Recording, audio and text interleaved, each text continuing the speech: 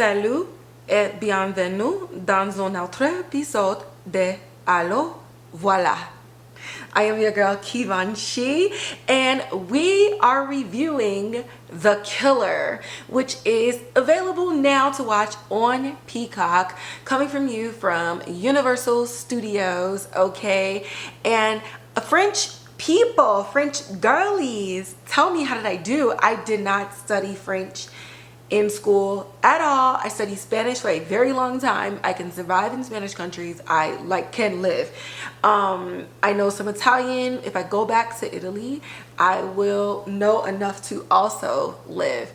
Can't speak it, but I understand Portuguese and I can read German. So, you know, that's the extent of like my linguistic skills. But in between watching Interview with a Vampire and then watching The Killer, which is set in Paris, I need to start looking at the French language more often, because I don't know, there's a lot of shows that's coming out, or at least that I'm watching, where the French language is very prevalent. And I don't know, I like languages. I like learning them for fun. And hopefully within the next 5 years I can hop on my Japanese. Who knows? Honestly, I'm gonna just start watching my anime in whatever language it comes in. But enough rambling. We are here to review a new movie on Peacock called The Killer. Okay, now y'all already know I be taking my notes. I need to go in. I need to recognize some people from the beginning. Okay, so let's get into it. All right, the movie itself is 2 hours 8 minutes. Plan accordingly. Okay, I will honestly say it was a solid 2 hours and maybe 8 minutes of credits, but even still, if you're somebody who like goes to bed early, put this on at 4 p.m 6 p.m, and then you can still like turn down for the night.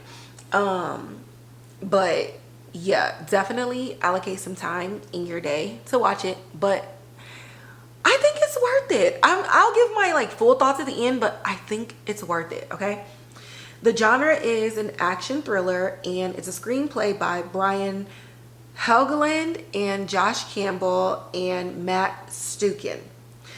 The producers are the Oscar award winning Charles Roven. He produced on Oppenheimer, and he also produced on American Hustler.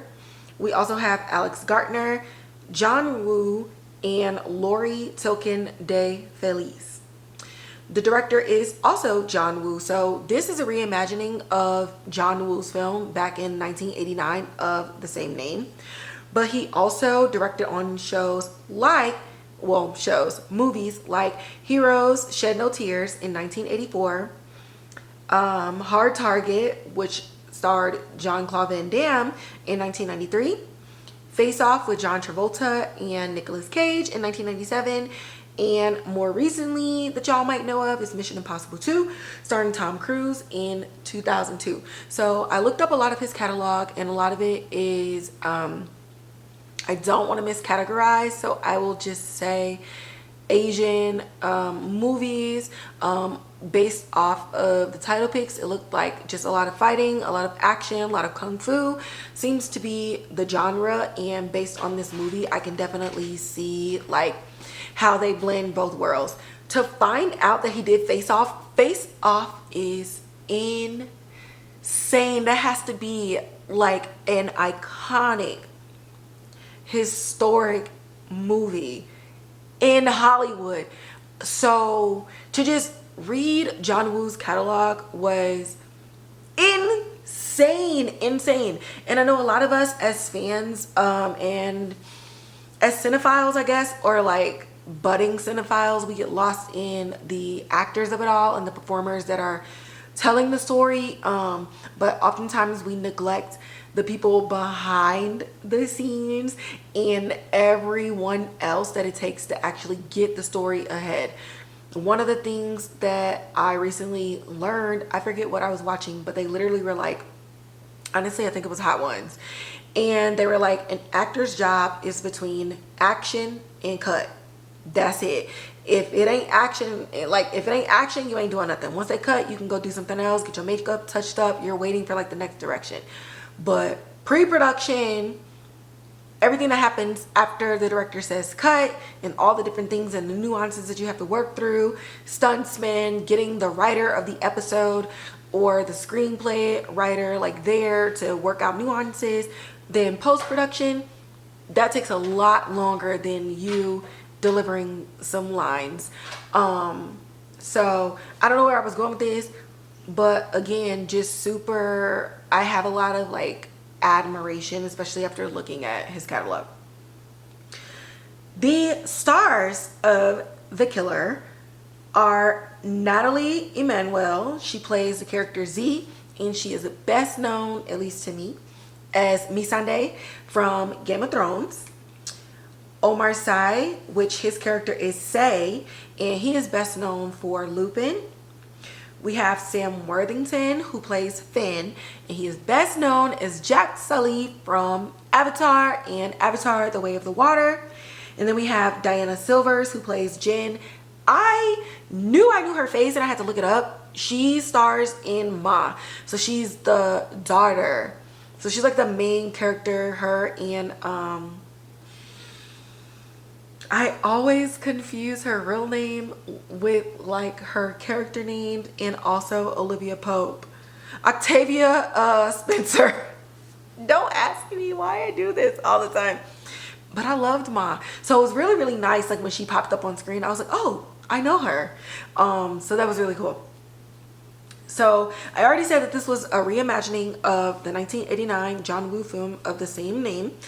And just to give you a quick synopsis before I just go into my review, I do have notes, but I want to kind of like stay off script. The notes are just like bullet points of like to trigger my thoughts. But yeah, let me give you the synopsis and then we're just going to go through a review.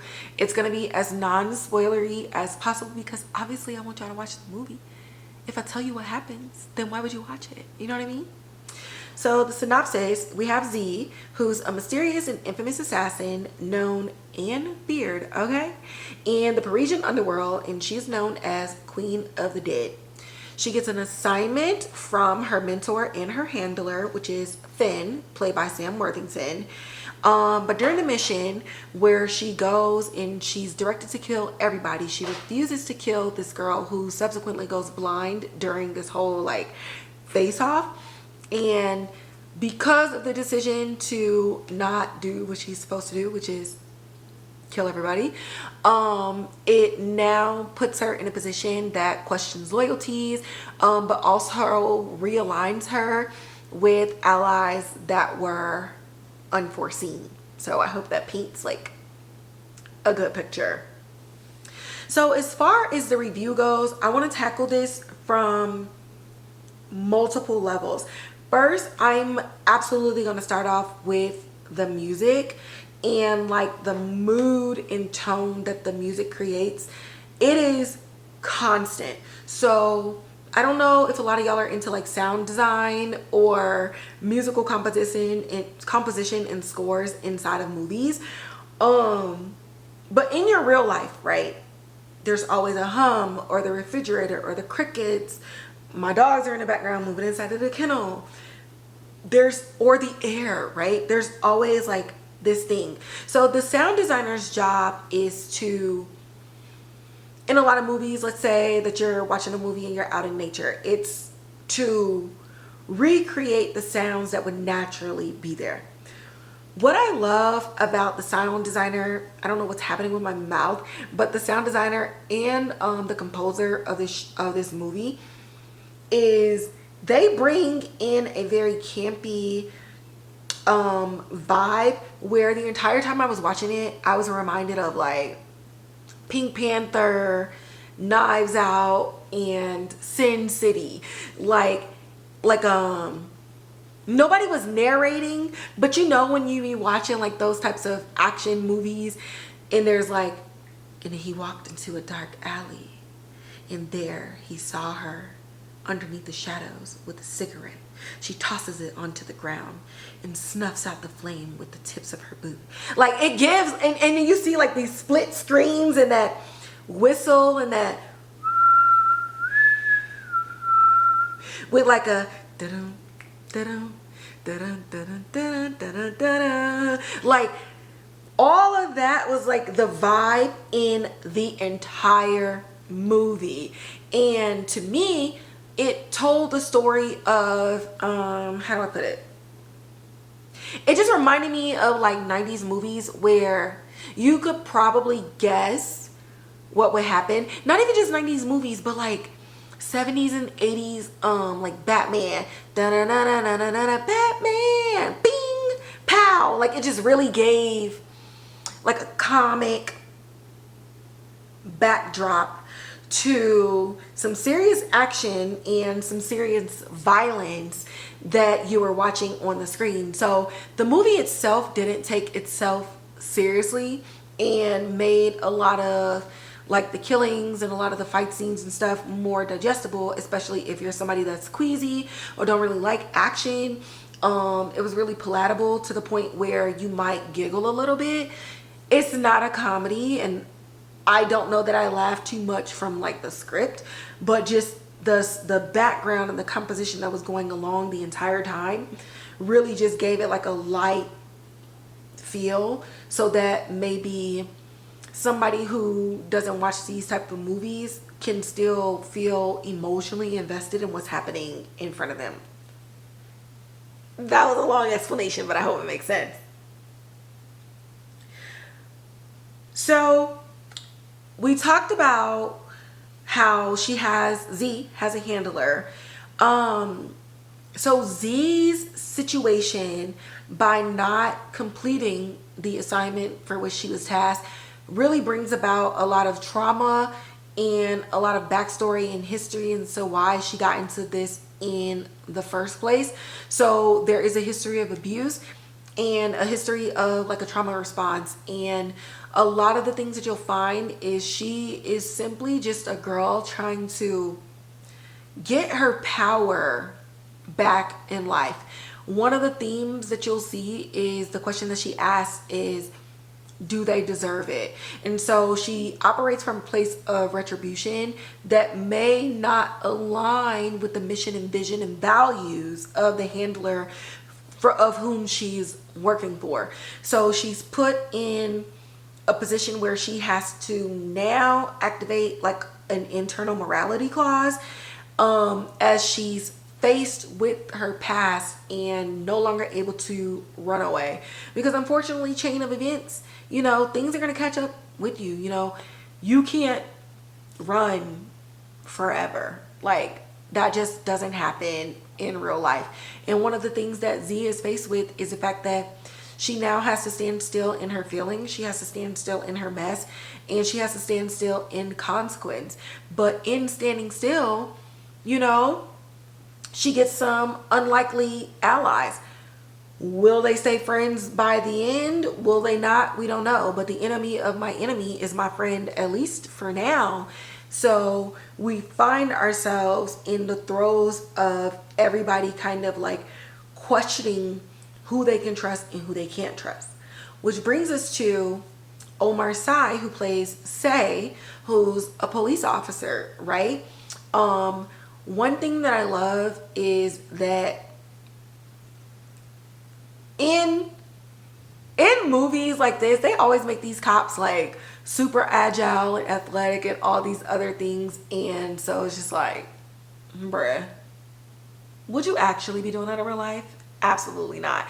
But you know, he's Lupin. He's cool. He does all these different things, and he's also like juxtaposed with the same situation and scenario as Z. While they appear, you know, black and white, you know, bad guy, good guy, events and situations are going to cause them both to really look into themselves, and it really makes you question the gray area in life. Is everything like this is right and this is wrong? You know, you arrest a guy for stealing, but then you find out he was stealing to feed his family. What do we do with that? where do we go from there? So we're looking at ethical issues, we're looking at morality issues, we're looking at personal beliefs, we're looking at personal values, and then we're just looking at the law in the frame of this campy, action-packed, gun slinging, flipping, breaking all types of stuff type of movie. Now, one thing that I do like, I don't know if it's like much of a plot twist. So, okay, me specifically, you're not going to like pull a plot twist over on me. I can count on one hand where a show or a movie gagged me, where I was completely like going down a trail and was so wrong. But in a lot of shows and movies, I can literally guess what's about to happen, but that doesn't ruin the movie for me or the show for me. For me, I'm just like invested, because once I'm like, oh my God, this thing is gonna happen, and then it happens, I'm like, why? Now I get to dig up the thing. Like, the event happened, I guess that it was gonna happen, now let's work backwards. I like working backwards, like an investigator in that case. But this movie did a really good job at balancing the obvious plot lines and the obvious directions. Like, when you watch this movie, you recognize this movie, you recognize the direction, you've seen the plot a little bit, it feels familiar, there's a comfort in what you're watching. But then John Woo and the writers are still able to deliver something that makes you be like, what? Like, they give you nuggets of like, duh, just to blindside you with something else. And I thought that that was really refreshing. You know, we're in a world where we're just turning out content and movies and TV shows and this and the third. And now after the strike, the fall, oh my God, the lineup is insane. So to be able to have a movie that's like stylistically nostalgic, but current and present with the times, shout out to you, John Woo. Now, the last thing that, well, not the last thing, but one of the major things that I really want to highlight, and I think it's absolutely important, is the stunt coordinator and the stunt team. So overall, there were 47 people, including the stunt coordinator, credited in the film.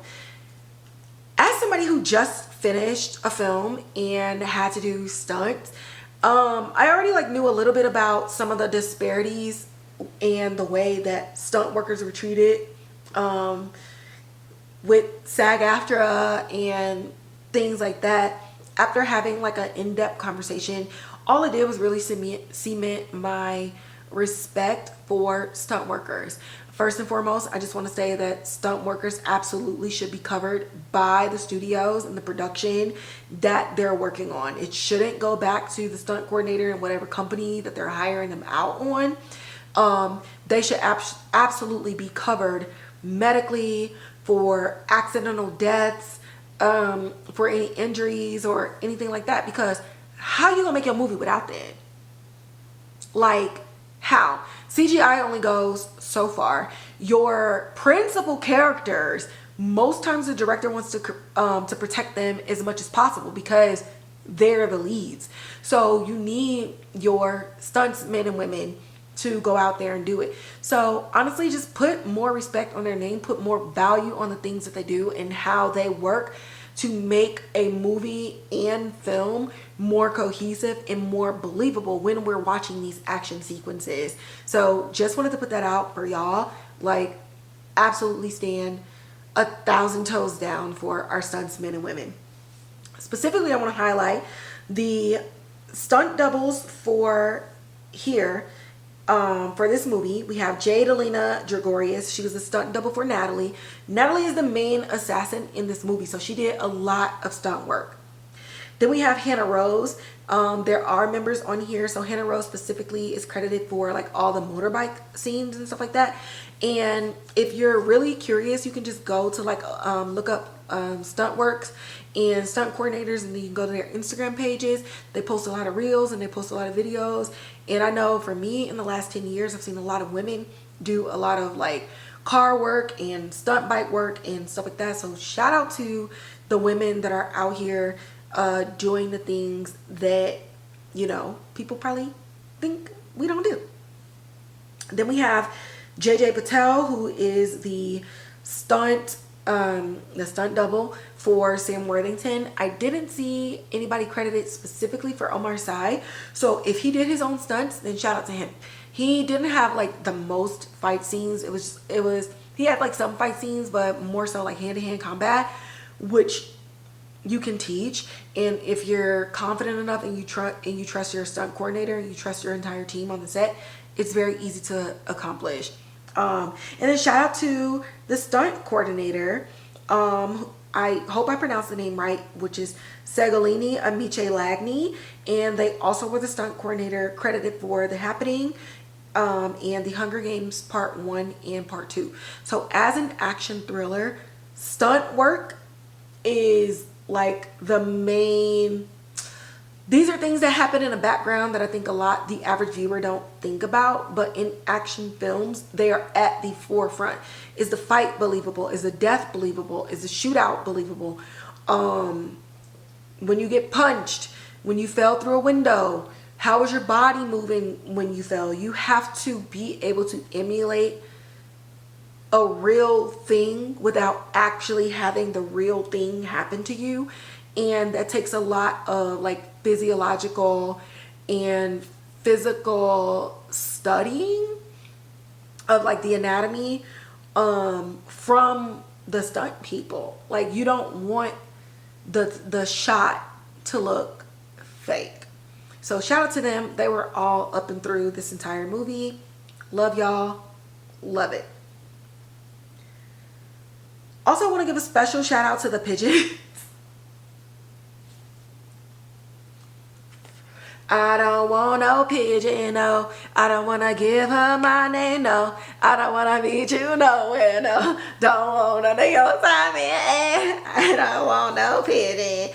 Shout out to the birds. No bird was harmed in the making of this movie. Oh my God, I have such juicy eyes. Yeah, shout out to them.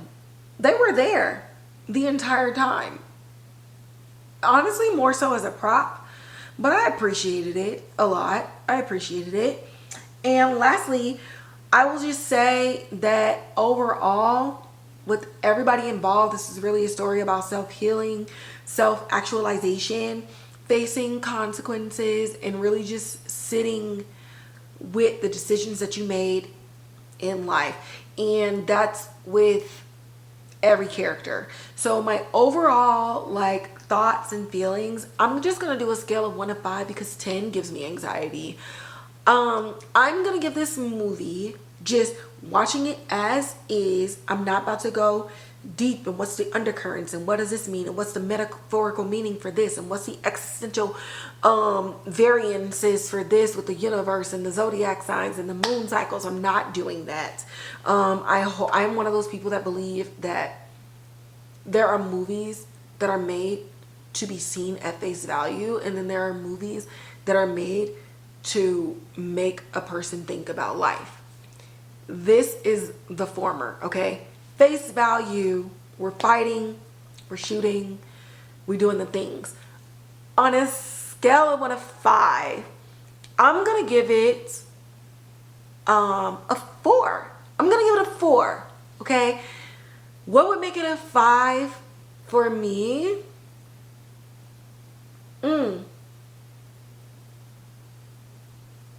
I think, okay. What would make it a 5 for me would be in the character development part. Now, I'm saying this as somebody whose lesser strength is character development. I've gotten feedback from other writers and stuff like that. And I get it, I recognize it, and I understand it. And I know this is a movie that's very action forward. But I think that if we could have spent 20 minutes of the time and like threaded it out throughout the movie for like the main characters and just give a little bit more of the backstory to include the handler, I think that would have gotten me a little bit more emotionally invested, and it would have created this sense in me where I don't know who to root for. I like watching movies where I'm just like, oh my God, who do I choose? Whose side am I on? Everybody's right and everybody's wrong. What the hell? I like that. And I think if we got a little bit more backstory on all of the characters, the ending would have left me with wanting a part 2. But I definitely think that they packaged it all up, put a nice bow on it, and it's a really good movie to, you know, to just watch, and I would watch it again. So there's that on The Killer. Check it out on Peacock today. And y'all already know, if you want to see more, hear more, follow me, okay? Like, share, subscribe, hit the notification bell. Make sure you hit all on there. Don't just hit the bell, hit all so that you can see me pop up every time I put up a video and or a YouTube short, okay? Okay. Leave a comment in the comment box below. Tell me what you think about the film. I'll give you more insight after you watch it. Can't say much now, but it is what it is. I hope you go and see it. You can also follow me on Instagram at So There's That Podcast. And you can watch me live tweet this information because I'm always going back and tweeting my thoughts on everything else on Twitter at KeyVonShe. So with that being said, I hope y'all go and watch it. Catch The Killer on Peacock. Run it up. Watch it this weekend. Watch it with your boyfriend. Watch it with your girlfriend. Watch it with your kids. I would venture out to say if you have teenagers, this is teen appropriate. But you know what? Them are your kids. They're not mine. Don't let me convince you to make a bad decision. Okay, bye.